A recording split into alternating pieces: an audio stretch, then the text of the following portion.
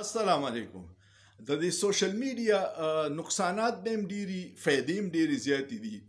زمونږ د کلي یو ډاکټر صاحب دی، زما لکه د کشر ورونو غونته دی، زما د کشر ورور کلاس فیلو مو نن سبا په لندن کې دی. ډاکټر طارق علي شاه نوم دی او سکین سپیشلیست دی.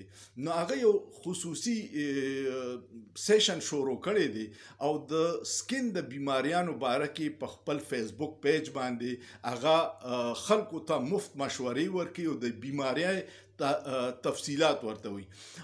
دا ټول رونه ډیر قابلان دي او د دوی والد صاحب چې نو هغه ډاکټر محمد علي شاه صاحب په نوم باندې بیسیکلی هغه ډسپنسر خو په هغه موده کې په کلو کې داغه نه غټ ډاکټر بل نو. ډیر انسان دوست سړی او د کلی ډیر خدمت کړي، مریضان د نیمې شپې چې بم ورتله نو چرې چاته انکار نه دی کړی او دا دغه د تربیت وجه ده چې دا ټول بچي کامیاب دي او ټول ډیر ښه اخلاقي هلکان او ډیر خدمت والي دي. دغه په هغې سیشن چې کوي نو ما پکې یو شی ډیر خوښ شو او دا دی چې کله فیسبوک باندې دا سیشن کوي د لایف نو په بیک ګراوند کې د خپل کلي تصویرونه لګي. زموږ په کلي کې یو خوړ دی ډیر مزدار، د هغې تصویرونه د پټو د بازار پکې ورکړي. نو ما ته دا احساس چې د دنیا هر ګوټ ته سړی لاړ شي خو د خپل کلي یادونه د زړه نه نه وځي.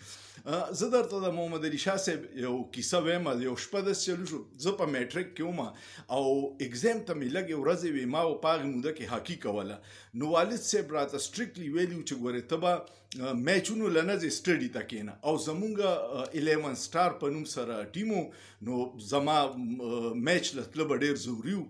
یو ورځ لاړو میچ له او د هاکۍ دا نوی بال چې نو دا ډېر سخت دي. هغه بال باندې زما یو ګوته ولګېده، د هکۍ او بال منځ کې راله او هغه ډېره زیاته زخمي شوه. نو په وخت په ګرمۍ کې بس مونږ میچ وشو او واپس رالو. اوس چې د شپې شو نو ګوته ډېره وپړسېده او بلډ پکې کلاټ شو. هغې دومره شو چې ماتې سمې تړتکې والې. یو دوه درې د خوب ګولۍ هم راله په هغې وخت کې راکړې کور والا، خو څه خوند یې نه کو. د شپې 1 بجه په ډاکټر صاحب پسې مې تره لاړو او هغه یې راوستو. ډاکټر محمد علي شاه صاحب چې راغی هغه زما د هغې ګوتې نه هغه بلډ په نیډل باندې وویستو. نو چې یې ترې وویستو نو زما سکون شو، په دې سترګو مې رڼا شوه او بیا زه وده شوم. نو د محمد علي شاه صاحب دغسې ډېرې واقعات دي چې زموږ په کلي کې د هغه د خدمت دي.